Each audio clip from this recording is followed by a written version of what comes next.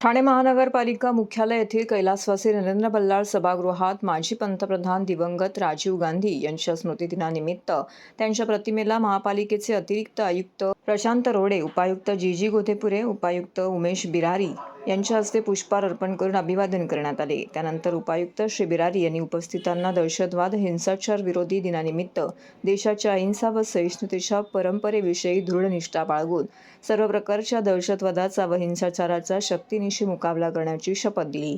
यावेळी महानगरपालिकेचे विधी सल्लागार मकरंद काळे, माहिती व जनसंपर्क अधिकारी रवींद्र मांजरेकर यांच्यासह महापालिकेचे अधिकारी येथे उपस्थित होते।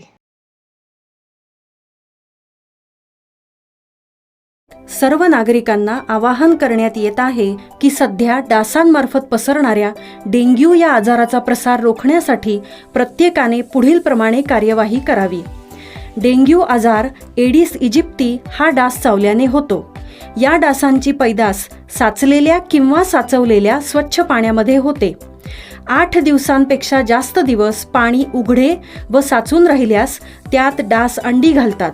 अंड्यांच्या अळ्या तयार होऊन पुढे डास तयार होतात।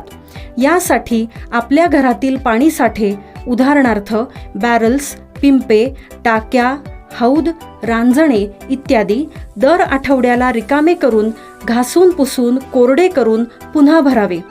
1 दिवस कोरडा दिवस म्हणून पाळावा। पाणी साठ्यांना घट्ट झाकणे बसवावीत किंवा जुनी साडी, चादर, धोतर यांनी बांधून झाकून ठेवावीत, म्हणजे डास त्यात जाऊन अंडी घालणार नाहीत। घराच्या गच्चीवर, आजूबाजूला, अंगणात कोठेही पाणी साचू देऊ नये। भंगार सामान उघड्यावर टाकू नये, उदाहरणार्थ टायर्स, प्लास्टिक सामान, कुंड्या, टाकाऊ वस्तू इत्यादी। अशा सामानात पावसाचे पाणी साठून त्यात डेंग्यूच्या डासांची पैदास होते। घरातील कूलर्स, फ्रीजच्या पाठीमागील ट्रे हे देखील वेळोवेळी कोरडे करावेत। लक्षात ठेवा, नुसत्या फवारणीने डास घनता कमी होत नाही, तर त्यासाठी डास पैदास ठिकाणे नष्ट करणे ही आपल्या सर्वांची जबाबदारी आहे। कोणताही ताप अंगावर न काढता जवळच्या शासकीय रुग्णालयात मोफत औषधोपचार घ्या। अशा प्रकारे नागरिकांनी सहकार्य केल्यास डेंग्यूचा प्रसार रोखणे सहज शक्य आहे।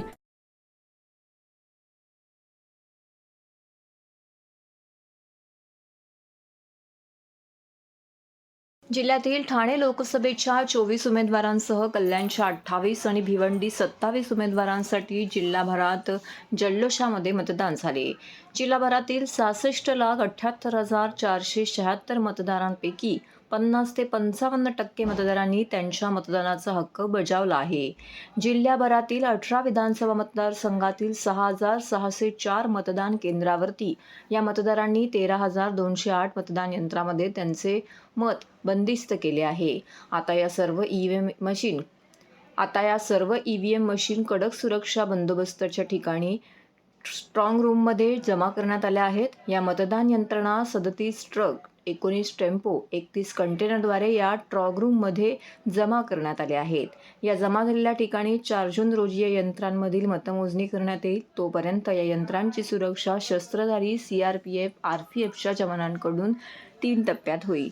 ठाणे लोकसभा मतदारसंघातील 4,906 मतदान यंत्रांद्वारे मतदारांनी त्यांचे मत बंदिस्त केले आहे। या यंत्रांना 7 ट्रक, 11 टेम्पो आणि 16 कंटेनर आणण्यासाठी वापरण्यात आले आहे। या सर्व यंत्रणा 2,453 मतदान केंद्रावरून कडक सुरक्षेत कावेसर येथील new horizons high school, Kasarvadavali, Ghodbunder येथे जमा करण्यात आलेले आहेत।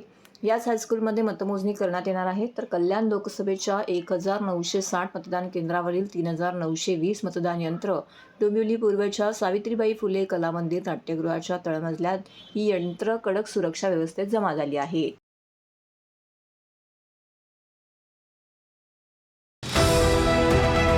TJSB सौर शक्ती कर्ज, गो ग्रीन, करा वीज बिलावर बचत।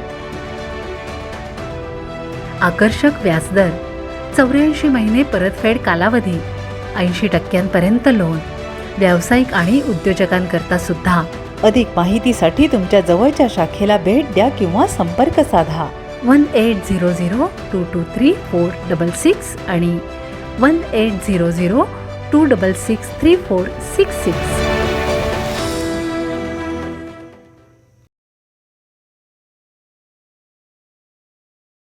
उच्च माध्यमिक म्हणजेच 12वीचा निकाल आज जाहीर झाला असून ठाणे जिल्ह्यात यंदा 92.8% विद्यार्थी उत्तीर्ण झाले आहेत. गेल्या वर्षीच्या तुलनेत यंदाचा निकाल हा कमी लागला असला तरी यंदाही मुलींनी बाजी मारली आहे. जिल्ह्यात 94.7% मुली उत्तीर्ण झाल्या आहेत, तर यंदा विज्ञान शाखेचा सर्वाधिक म्हणजे 97.5% निकाल लागला आहे. महाराष्ट्र राज्य माध्यमिक व उच्च माध्यमिक शिक्षण मंडळातर्फे सन 2023-24 चा इयत्ता 12वीचा निकाल मंगळवारी जाहीर झाला. यंदा जिल्ह्याचा निकाल 92.8% इतका लागला असल्याची माहिती माध्यमिक शिक्षण अधिकारी ललिता दहिदुले यांनी दिली आहे. यंदाच्या वर्षी ठाणे जिल्ह्यातून 12वीच्या परीक्षेला एकूण 97,762 विद्यार्थी बसले होते. त्यापैकी 89,935 विद्यार्थी उत्तीर्ण झाले आहेत. जिल्ह्यातील उत्तीर्ण झालेल्या 89,935 विद्यार्थ्यांमध्ये 45,655 मुले तर 44,280 मुलींचा समावेश आहे. यंदाच्या वर्षी जिल्ह्यात ग्रामीण भागातील मुरबाड तालुक्याचा निकाल सर्वाधिक लागला असून या ठिकाणी 98.1% विद्यार्थी उत्तीर्ण होण्याचं प्रमाण आहे. मुरबाड तालुक्यातील 1,965 विद्यार्थ्यांनी 12वीची परीक्षा दिली होती. यापैकी 1,926 विद्यार्थी हे उत्तीर्ण झाले आहेत. यामध्ये 939 मुलींचा तर 987 मुलांचा समावेश असल्याचं माहिती समोर आली आहे. इकडे बघा आणि स्माइल द्या. हा स्माइल सगळ्यांनी कोणी कॅमेरा बघू नका, कॅमेरा बघू नका. हे वर्ड ना बरोबर दिला, बरोबर बरोबर. समोर बघा, हे बेटा समोर बघा. करा हा. अरे बरोबर दिला.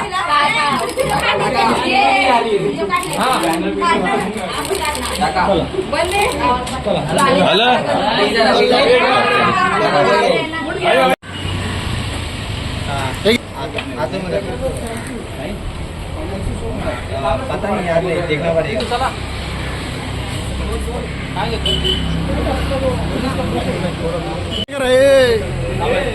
थांबा रे तुम्ही तिथे थांबा. पेढा खाली जाणार. अरे इकडे ये, मागे या की. तू पण हात लावते पेढा हात लाव. एक फोटो लेना, ग्रुप फोटो लेना. हा एक मिनिट रुको. हा ठाण्यात बोगस मतदान झाले, जितेंद्र आव्हाड व राजन विचारे यांचा आरोप. ठाण्यातील मतदान केंद्रावरती अतिशय संथ गतीने मतदान प्रक्रिया सुरू ठेवून बोगस मतदान केल्याचा आरोप उद्धव सेनेचे खासदार राजन विचारे व शरद पवार पक्षाचे आमदार जितेंद्र आव्हाड यांनी केला आहे. शासकीय यंत्रणा हाताशी धरली आहे. जिथे त्यांना कमी मतदान होणार आहे तिथे मशीन संथ केल्याचे त्यांनी सांगितलं. सोमवारी आव्हाड आणि त्यांच्या कुटुंबातील सदस्यांनी महाराष्ट्र विद्यालय येथे मतदान केले. मी ज्या शाळेत मतदान करायला आलो त्या ठिकाणी बोगस मतदान झाल्याचा आरोप त्यांनी केला. एक मत द्यायला जर 5 मिनिटे लागणार असतील तर पूर्ण दिवसात 120 मतदान होईल. त्यामुळे निश्चितच मतदानाचा टक्का कमी होईल. निवडणूक आयोगाने जर कोणाच्या हाताचे बाहुले म्हणून काम करणार असेल आणि अधिकारी मुद्दाम मशीन स्लो करणार असतील तर निवडणुका घेऊच नका, त्या रद्द करून टाका असंही त्यांनी सांगितलं. त्यांनी 2000 लोक बाहेरून बोगस मतदानासाठी आणली होती. महाराष्ट्र विद्यालय येथे 10 बोगस मतदान झाल्याचा दावाही त्यांनी केला. भलत्याच माणसाने मतदान केल्याचं यावेळी समजलं. सेंट जॉन शाळेत एका मतदाराने बोगस मतदान झाल्याचा आरोप केला. भरत दामाजी बव्वा हे पत्नीसोबत मतदान करण्यासाठी आले होते. त्यांच्या नावापुढे आधीच मतदान झाल्याची खूण दिसून आली. त्यांनी याबाबत जाब विचारला असता तुमचे आधीच मतदान झाल्याची माहिती त्यांना देण्यात आली. मी त्यांना मतदान ओळखपत्र, आधार कार्ड दाखवले, मात्र तरीही तुमचं मतदान झाल्याचं सांगण्यात आले. त्यामुळे माझ्या नावावर कोणी बोगस मतदान केले असा सवाल बव्वा यांनी केला आहे. केंद्रावर सकाळीच बोगस मतदान झाले तर खासदार राजन विचारे यांनी सोमवारी सहकुटुंब ठाण्यातील सिद्धिविनायक मंदिर, धर्मवीर आनंद दिघे आणि भारतरत्न डॉक्टर बाबासाहेब आंबेडकर यांचे आशीर्वाद घेऊन सरी येथील सेंट जॉन शाळेत जाऊन मतदानाचा हक्क बजावला. आज 20 मे पवित्र मतदानाचा दिवस आहे. मी माझं मतदान केलेलं आहे. मी सर्व जनतेला आवाहन करते की आज 2-3 प्रकार इथे उघडकीस आलेले की जे मतदान करायला गेले त्यांच्या नावावरती अगोदरच कोणीतरी मतदान करून गेलेलं आहे. त्याच्यामुळे ही घटना त्यांनी त्वरित निदर्शनास आणून द्यावीत आणि आपलं टेंडर वोट द्यावं, जेणेकरून तुमचा मतदानाचा हक्क तुम्हाला बजावता येईल. धन्यवाद. नमस्कार, माझं नाव भरत दामजी बव्वा. मी रहिवासी आहे ठाण्याचा जोशीवाडा चरई. आज सकाळी 20 मे रोजी मतदान सेंटरवर मी मत करायला आलेलो. माझा मतदान सेंटर आहे saint John school, room number 35 मध्ये माझा मतदानचा हे होता. जेव्हा मी रांगेत उभो होतो, माझा जेव्हा नंबर आला तेव्हा बघितलं तर ऑलरेडी माझ्या नावावर मत झालेला होता. मी मतदान अधिकाऱ्यांना विचारला की माझ्या नावावर ऑलरेडी टिकमार्क कसा आहे, तेव्हा ते लोक म्हणतात की तुमच्या नावाचं ऑलरेडी वोटिंग झालेलं आहे. मग ते लोकांनी माझे डॉक्युमेंट वगैरे चेक केले, सगळं मॅच केला. ते लोकांनी ऍक्सेप्ट केला की माझा नावाचा बोगस वोट झाला आहे. त्यांनी माझा समोरचा आयडी नंबर दाखवला, आधार कार्ड नंबर सुद्धा चुकीचा होता.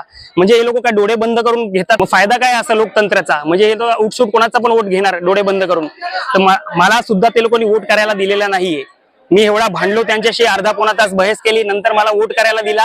ते पण बॅलेट पेपरवर वोट घेतलाय माझा, ईव्हीएम मशीनवर मला वोट करायला दिलेला नाहीये. माझा वोट ते लोकांनी कागदावर घेतलाय टेंडर वोट म्हणून. माझा नागरिकांनी हाच विनंती आहे, सगळे नागरिक ज्यांचा इलेक्शन कार्ड मध्ये नाव आहे, तो तुम्ही जास्तीत जास्त या आणि तुमचा नावाचा वोट करा, नाहीतर तुमचा पण बोगस वोट होईल. मतदान जोरदार चालू आहे. शासकीय यंत्रणा हातात धरलेल्या आहेत.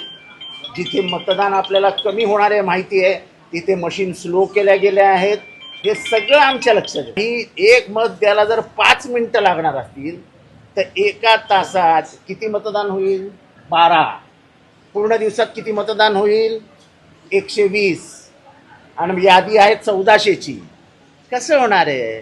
इलेक्शन कमिशन जर कोणाच्या हाताचं बाहुलं बनून तिथे काम करणार असेल, अधिकारी मुद्दामून वोटिंग स्लो करणार असतील, तर इलेक्शन घेऊ नका ना, रद्द करून टाका ना. बोगस मतदान करतायत, इलेक्शन मशीन स्लो करतायत, मुद्दामून फोटोग्राफ ओळखीचा येत नाही, तुमचं वय ह्याला मॅच होत नाही.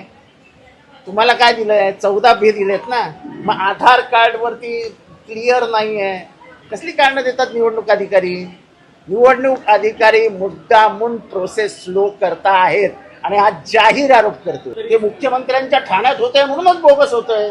सगळी प्रशासकीय यंत्रणा कामाला लावलेली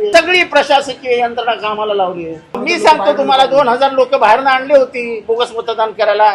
10 बोगस मतदान महाराष्ट्र शाळेमध्येच झालेले आहेत. पण निवडणूक फ्री फिअरलेस झाली पाहिजे. असं दमदाटी करून पोरं घुसून असं मतदान होत नाही. दहशतीने देश जिंकता आला असतो. मी आपल्या मतदारांना नम्र विनंती करेल की या ठिकाणी जर असा प्रकार त्या ठिकाणी झाला असेल, ज्या ठिकाणी त्यांचा मतदानाचा हक्क कोणतरी दुसरा हिरावून घेत असेल, त्या ठिकाणी बोगस मतदान करत असेल, तर आपल्या कायद्याद्वारे 17 नंबरचा फॉर्म त्या ठिकाणी भरून घ्यावा आणि त्याला या प्रक्रियेमध्ये त्याचा मतदानाचा हक्क बजावण्याचा हक्क या ठिकाणी राहील, जेणेकरून त्याला टेंडर वोट टाकण्याचा अधिकार राहील.